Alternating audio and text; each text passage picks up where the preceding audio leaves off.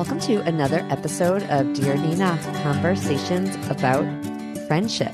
So most of my episodes are conversations with other people based on conversations I'm having out in the world that people are contacting me about, that I'm contacting other people about, that happen in my real life, that happen not in my real life because somebody has pitched me with an idea. If you ever want to pitch an idea for the show, I do have a way to do that. And really the easiest is just to Google Dear Nina pitching guidelines. That will bring you to the right page. Because honestly, I can't remember the address right now to tell you, but Google will get you there quickly. Dear Nina pitching guidelines. That's what you should look up. I wanted to talk today with a solo episode. That is what I was getting at, is that this one is really just a conversation between me and you, the listeners. I want to talk about spending the time, and in some cases, yes, it's also going to be money, to see your out-of-town friends. I really was lucky this summer to, well, you know what? No, I wasn't just lucky. I made it a priority to spend the time and money to see some out-of-town friends. And I was able to actually do it in the same place. So meaning I took one trip, but I was able to see two kinds of friends on this trip. I'll start with my college friends. There were two college friends, Rebecca and Julie, shout out to both of them, who I had not spent time with in person in quite a while. And they came to my dad's funeral in December of 2021. It was amazing to me that they came. One lives in New York, one lives in the suburbs of Maryland. They dropped everything that they had going on and they showed up for the day to be at the funeral. And that meant we really didn't get to spend any time together, of course, because that's just how it is. I mean, you are not in a position where you can be socializing. They were there just to be there as a gesture of friendship. It really meant a lot to me. And I said, girls, we have got to take a trip together. We cannot just see each other for this kind of last minute thing. And even when it's for happy family events, bar and bat mitzvahs in our case, where the three of us are all Jewish, or if you're going to someone's wedding or any kind of event you're going to for a friend, you still don't get to spend a lot of time with that person, even when it's a happy event, because they're surrounded by tons of friends and family. It's just too hard. So even in those cases, a lot of times you're there as a gesture of friendship when you can make it work, which, by the way, is hard long distance. And being there for the rough times is hard long distance, and being there for the happy times. We all have lots going on, and it takes a lot of, again, time and money to be there for these things. But I said, let's not have an experience together where we are sharing it with tons of other friends and family. Let's take a trip. So we decided to plan a trip with our husbands. It took us a while to get it together because life, right? There was a lot of texting about dates. I really prefer to do that kind of planning on email, which I mentioned to Gretchen Rubin in episode 57 when she and I, for some reason, that wasn't really the topic of the show. We were talking about her book, Life in Five Senses. I'm not sure how that came up, but it did. And I had Julie and Rebecca in mind when I was mentioning that I have friends who really prefer to plan on text. Actually, I think Julie could go either way. Rebecca wanted to do it on text. I'm really an email person, but we kind of switched back and forth, which was probably the worst option of all because we had some information on text and some on email. Through all this communication, we figured out by narrowing down dates when we could go. And then we had to figure out where. Where do we want to go? We thought it would be fun to go somewhere on the West Coast. Well, from Minneapolis, there are only certain places that you could fly direct. There was really nowhere in Wyoming or Montana we could go without having to take a second flight. And we were just talking about a 3-day trip. We decided we would fly into Denver and get ourselves to Boulder. We didn't even do that much planning, really, in hindsight. We all kind of divided it up. And what is beautiful about the way this worked, the three of us don't travel together almost ever. And we just were able to each take on a heavier role when necessary. When we first started talking about planning this trip, Rebecca had her twins' B'nai Mitzvah coming up. And she had another trip too coming up before ours. She just wasn't going to be able to take on the heavy lifting. I kind of went ahead and looked for hotels and kind of decided on a hotel for us and took the lead on that. And I pushed them to book their tickets. I was like, all right, guys, we're going to do this. Let's do it. But then at different times, Julie and Rebecca took on different parts of the planning. Towards the end, Rebecca really took on okay, where are we going to hike? Which hike should we do? And we got a lot of advice too from my friend Pam, who lives there. But we're going to get to Pam in a moment because she's actually a big part of this story of this episode too, about traveling to visit friends. This isn't going to be like a big, long, huge episode. I'm just here to tell you that it takes planning. It takes time. It takes a lot of commitment. Seeing your out of town friends in person really is important. It doesn't have to be all the time. It doesn't have to be an annual trip. I think actually an annual trip would be very hard. I know there are people who do that, and that's incredible. But I also think it's important if you have a significant other to spend some time with that person. I think it's great if you can take the kids places. That's wonderful too. Most people cannot do all these trips. That's a lot of trips. If you are single and you have lots of different friends you want to be visiting or doing trips with, you have to prioritize who you're doing those trips with. Every once in a while, I also think it's great if possible. I mean, it's really cool to be able to travel with your in-town friends too, because that brings that friendship into a different kind of atmosphere. It's nice to be, on location. That's like those shows, when we used to watch like the Brady Bunch on location in Hawaii. I've not been to Hawaii with friends. That would be very fantastic. But I'm just hearkening back to those days when we had those special episodes of beloved shows where we'd get to see the cast that we've gotten to know so well in a new location. That's what it's like with your in-town friends. But those out-of-town friends, if you never, ever see them, it's forever phone, FaceTime, text, email, and it can get a little stuck there. So even if you only could see these people every 5 years, I may even say every 10 years. I know that's a long time. That's the reality. I have friends who I would love to see in person, college friends, high school friends who I have not traveled with in a long time. And you know who you are if you are listening to this.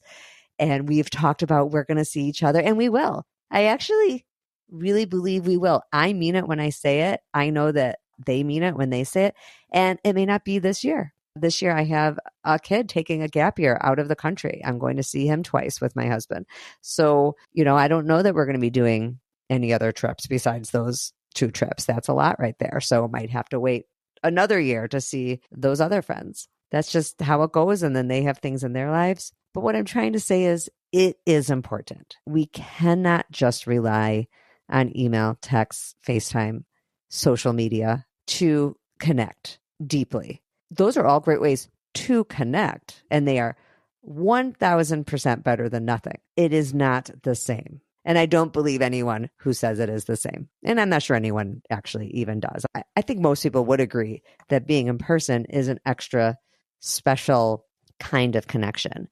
So I just would not give up on planning these kinds of things, even if they're 2 years out, 3 years out, even if it takes a feat of figuring out childcare or getting time off from work, whatever the obstacles are, saving money, study after study, shows, books come out constantly, just showing that one of the top things that brings happiness to people, that is part of longevity even, is social connection. Part 2 here is that I stayed 2 extra days. Brian, my husband, went back home, take care of the one child that we still had at home. Other kids were away on different summer plans. Rebecca and Julie went back with their husbands to New York and Maryland.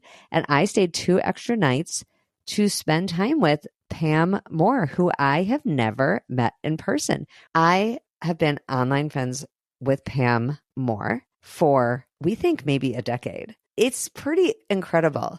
And even though I said about 2 minutes ago, and I mean it, that you cannot connect the same online, social media, email, text, phone as you can in person, in which I still believe it is a connection. And especially in a time when like our friendships context was online. We were both bloggers, writers, freelance writers. We, kind of became freelance writers around the same time. She really took it to the next level, writing for places, Washington Post and other huge outlets, which is great. And she took on a health beat. She's so great at pitching editors, and Pam actually sells an ebook on how to pitch editors. She's had so much success. I'll put that in the show notes.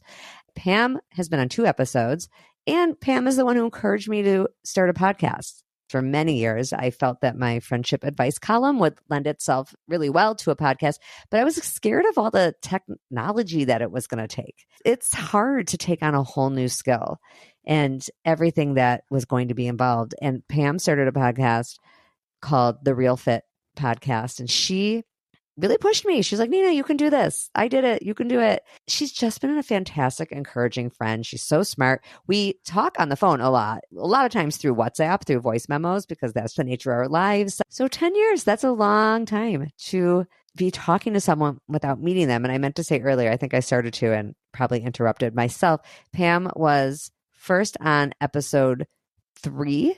We talked about the friend who does not initiate contact, not because she is that friend, but because I thought she'd be a fun guest. And she is. It's one of my most listened to episodes, number 3.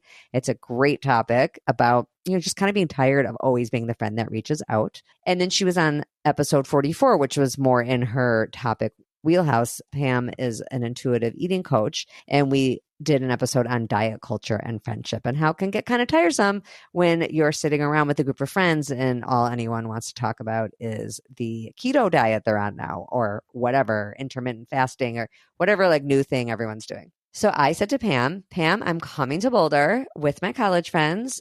I would love to stay a little longer or come a little earlier and hang with you. What works? And she looked at the dates and she made it work for a couple days after. And we spent a lot of time together. We did tons of things. We did paddleboarding for a couple hours. I am not really a water person. I really don't do much on the water, even though I live in the land of 10,000 lakes. I don't know if I'm like not a good swimmer. I'm not comfortable on boats, but I loved the paddleboarding, which I've only done a couple times in my life. We were out there for a couple hours with mountains as the view. It was incredible. So different than the Midwest. I mean, that was the first thing we did. She picked me up at the hotel.